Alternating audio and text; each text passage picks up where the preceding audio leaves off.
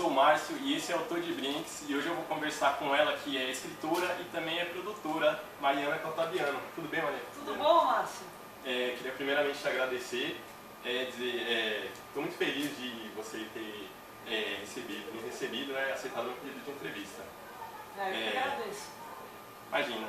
Eu queria começar te perguntando sobre um negócio que eu vi nas suas redes sociais, um começar meio descontraído. Eu queria saber se o seu filho já tirou a foto de perfil do Dia das Mães. Ainda não, até hoje eu não consegui, viu, Márcio? É difícil. Menino de 13 anos é complicado. Tirar foto com a mãe é queima-filme. Quem sabe um dia eu consigo. Imagina, legal, né? Parabéns no Dia das Mães, tá atrasado também, né? E eu queria falar agora com você sobre uma paixão sua que eu sei que é a ginástica artística. Que legal. Você pratica ainda? Então, eu pratiquei dos 8 aos 14 anos. Treinava 4 horas por dia, participava de competição. Aí com 30 e muitos, 37, sei lá, eu voltei e fiquei brincando, né? Mas foi legal, porque eu consegui fazer algumas coisinhas, assim, dar uns mortaizinhos.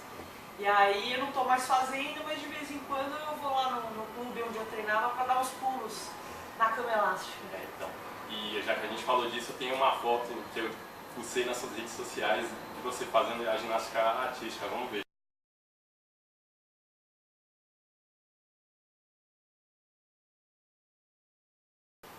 Então, essa foto aí é da época que eu competia mesmo.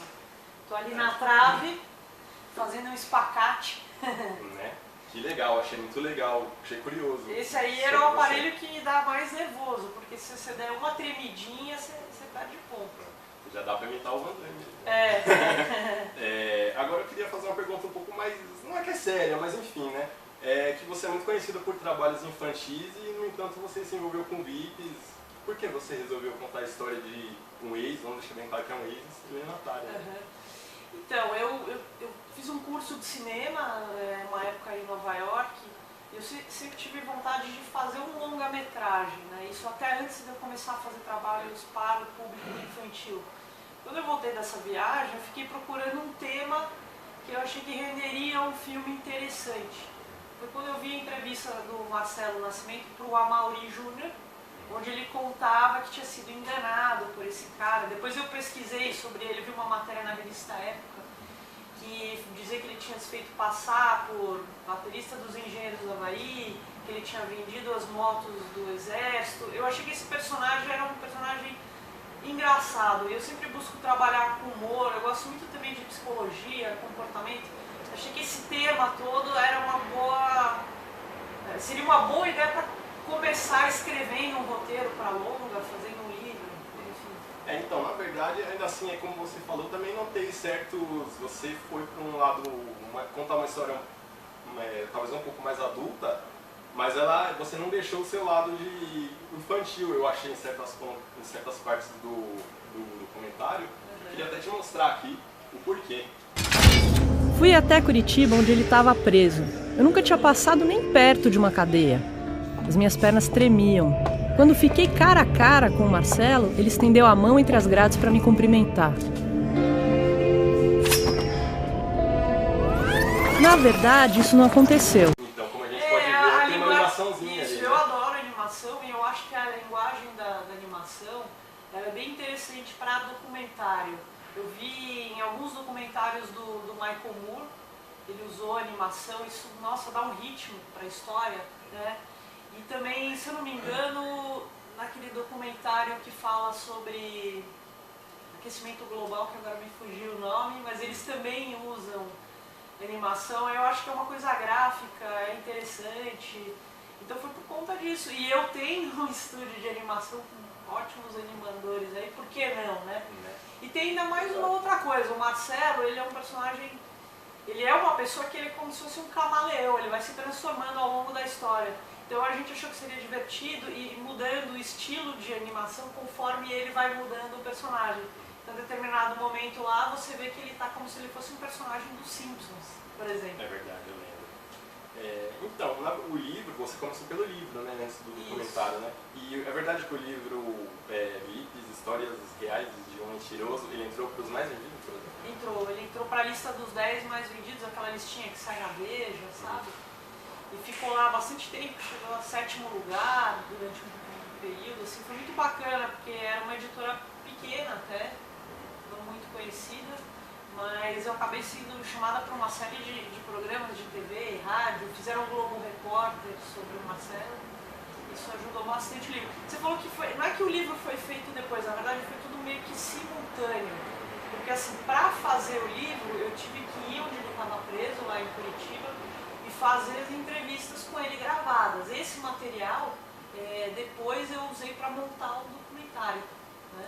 E o livro serviu de base para aquele filme que depois foi feito com o Wagner Moura, produzido pela O2 Filmes e dirigido pelo Nico Mello.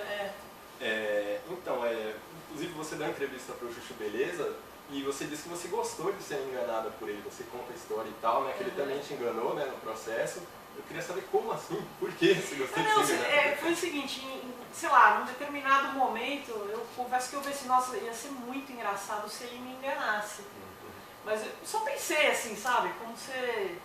E acabou acontecendo, daí por um lado eu fiquei um pouquinho brava, né, porque ninguém gosta de ser enganado, mas por outro lado eu falei, poxa, isso daí vai render um capítulo bem legal no livro e vai render uma coisa engraçada no filme também, e foi o que aconteceu. Você me pergunta, todo mundo me pergunta essa história, né? Que legal, né? Sabe o que eu achei interessante? Porque eu falei, por que você fez isso? Porque ele não ganhou mais dinheiro por conta desse golpe. Eu já tinha oferecido para ele a participação no livro. Ele respondeu, foi porque eu queria mostrar para você como é que eu ajo, como é que eu faço para enganar as pessoas. Eu senti na pele o que os legal, enganados... muito legal.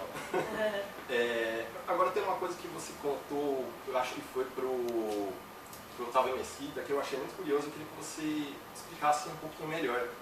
Que a sua primeira produção independente nacional que o Silvio pagou, ela foi sua? Qual foi? Foi o Zuzubalândia.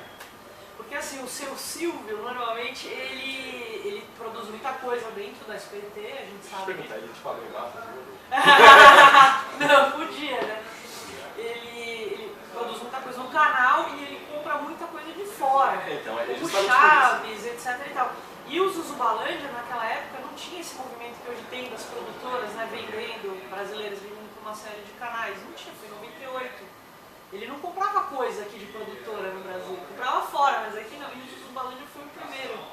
Produção independente, nacional, comprada por ele. Então, eu achei isso demais porque, como você falou, ele sempre, a gente sabe que ele é conhecido por trazer inovações e tal, mas ele sempre exporta, né? Não costuma ser nacional. Foi uma coisa que até hoje eu não acredito, né, que aconteceu, assim, um misto de sorte com timing, enfim, foi muito legal. Mas como é que foi ele? Chegou ter pra o você, seu Silvio Não, na verdade eu nunca nem encontrei com ele pessoalmente, infelizmente. Não tive essa oportunidade. Tinha um executivo lá na época, que era o Rick Medeiros. Os Bananas de Pijama estavam fazendo muito sucesso na época. Eles viram um programa da Xuxa que eu participei com o Zuzubalândia e a reação das crianças e a reação da Xuxa, e viram o piloto e acharam que ali tinha... Acharam, não o Silvio, o Rick, né? Que existia o Rick e o Guilherme Stoliar, que é sobrinho do Silvio Santos, acharam que ali tinha potencial.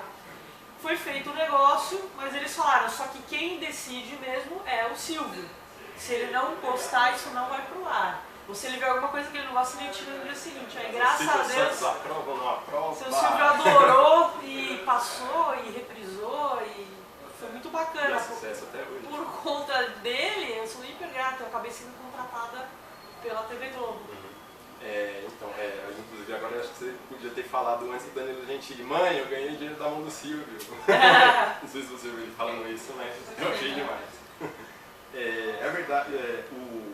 Verdade é que o Zuzubalândia ele surgiu de um caderno seu de desenhos? Quando escola? Quando eu era criança, eu gostava de desenhar esse reino onde tudo era feito de comida, as montanhas de sorvete, os rios de chocolate. Eu sonhava em pular em camas elásticas de gelatina, escorregar em tobogãs de sorvete. E aí, quando eu já tinha 20 e tantos anos, eu fiquei pensando como seria, se eu fosse criança, como seria o livro que eu gostaria de ler. E aí, pensando nisso, eu comecei a desenhar, a brincar e contar essa história. Daí nasceu o livro. Que legal, foi um pouquinho gordice também, né? Imaginar né? Isso tudo, mas eu achei muito legal também. A ideia era assim, fazer um livro que a criança achasse muito legal ler, sabe? Incentivar a criança a ler. Então, assim, esse universo ele é atraente, né? E rende uma história com bruxa. Eu tinha também vontade de fazer uma coisa na linha de conto de fada, sabe? Mas eu não sei, eu lembro que você... Eu não tenho muito bem certeza, mas quando você foi no Otávio Mesquita, tinha uma bruxa lá que era referente à anorexia, não era? Ela é do livro, porque é justamente isso, a bruxa anoréxica, né? Ela odeia a comida e ela quer destruir o reino da comida. Então é passar um pouco esse conceito também, né? Legal, né? Tem um conteúdo. Assim, você trabalhou com a Angélica e com a Eliana? Trabalhei com a Angélica no Flora Encantada, na Globo. Eu escrevia os roteiros, criei alguns personagens também para essa série. E com a Eliana, eu trabalhei no conceito do Fabrica Maluca, quando ela estava na Record. E também desenvolvi alguns personagens para ela. Inclusive, eu esqueci, eu acho que eu pulei uma pergunta aqui, mas enfim, a gente estava falando do Jujubalândia, eu tenho aqui outra imagem, acho que é do musical, que virou musical, né? Virou musical em 2013. Na verdade, eu acho que é um cartaz, né?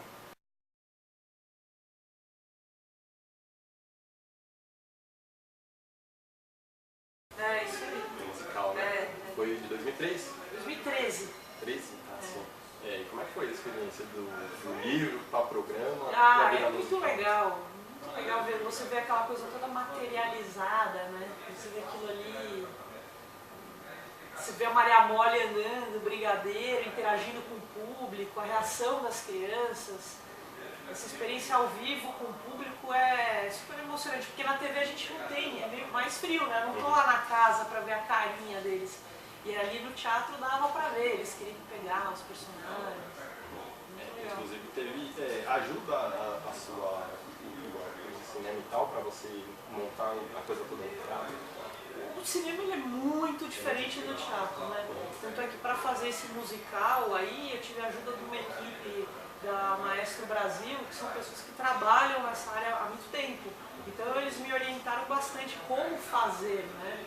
Porque meu conhecimento é mais com a câmera, né? O teatro eu segui assim, as orientações deles e acho que a gente conseguiu fazer um trabalho bacana. Então, eu ia te perguntar como o Jujubalândia ele se transformou no Zuzubalândia, que é o programa, né? Mas eu acho que, não sei se já está meio respondido ali na história do Silvio, você quer comentar mais alguma coisa? Por que mudou de Jujubalândia para Zuzubalândia? Não por que mudou, como foi do livro, né, que é o Juju, para o Zuzu, que é o programa, né? Então, depois que teve esse lançamento que eu fui na Xuxa e vi a reação dela, das crianças e tal, eu pensei, seria legal fazer um piloto. Né? Aí feito o piloto é essa história que eu te contei de ter ido lá no SBT, mostrado. Tá certo, é isso. É isso? É isso, se você quiser deixar o seu recado, se quiser, então vou considerações finais. Para agradecer aqui o Márcio por essa oportunidade e contar para vocês que a gente agora está produzindo aqui no estúdio a série Zuzubalândia em animação. Então aguardem aí que em breve tem novidade. E mais uma coisa, Guistopa agora passa aos sábados no Cartoon Network, às 8h30 da manhã. Não percam! Enfim, eu quero agradecer também a Mariana.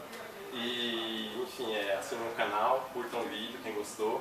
Espero que você tenha gostado e que a gente possa conversar mais, porque tem muitos mais trabalhos aí que são interessantes e pelo tempo eu prefiro pesquisar mais também pra gente comentar mais. Tá legal? Ótimo, combinado. Tchau, pessoal.